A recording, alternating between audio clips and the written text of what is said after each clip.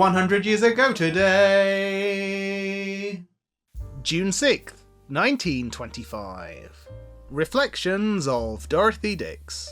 Dear Miss Dix, I am engaged to a young woman whom I love, but who I am afraid to marry because she criticises everything I do. She finds fault with my voice, she corrects my pronunciation, she tells me when we go to a show not to talk, and when I made her a present she almost threw it in my face, and told me that if I couldn't give her something better than that, not to give her anything at all.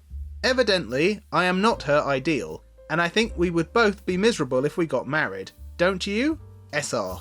Answer. I am sure you would, SR, and you are a wise man to take the tip the lady has handed you in time to break off an ill-advised marriage.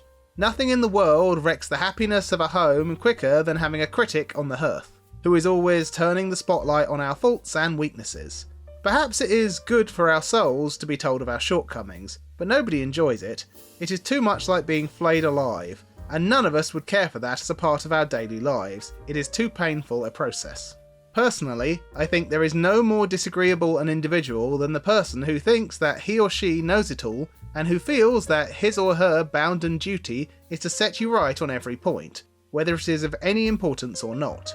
You try to tell a story, and they spoil the point by interrupting you to say that the event you are describing didn't happen at 4:15 as you said it did, but at 4:25, or that it took place in August 1923 instead of July 1924. They puncture your little balloon just as you are soaring up, and make everything fall flat and lifeless by correcting your grammar or your pronunciation, and you finally get so that you are afraid to speak in their presence.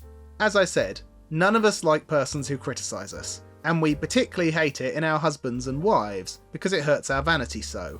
We can't bear the knowledge that those we love do not admire us, and that they think us so inferior to themselves that they are trying to lift us up to their level. This is particularly galling to a man. He likes to think that to his wife, at any event, he is an oracle, that she respects his opinion and looks up to him, no matter what a cold and callous world may do. And when she turns critic, he is very apt to take his wounded vanity to some lady who will poultice it with soothing flattery. Therefore, my earnest advice to you is to break off your engagement to the critical lady and marry a girl who likes you as you are, and who thinks that you don't need polishing up to suit her taste. Dorothy Dix. Subscribe for more history.